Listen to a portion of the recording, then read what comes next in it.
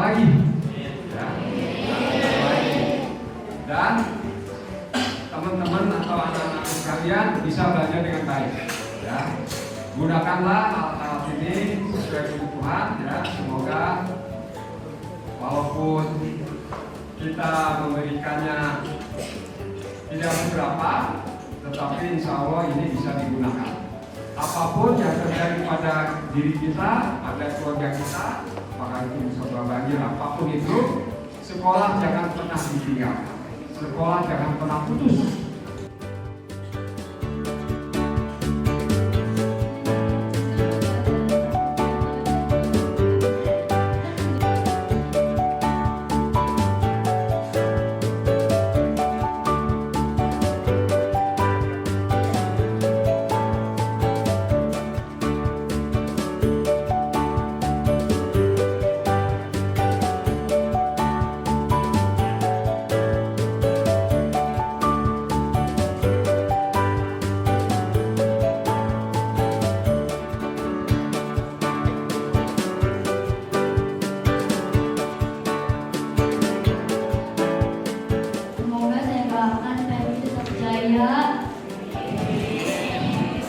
Dan saya terima kasih untuk mendapatkan peralatan PMI yang dulu terkena banjir.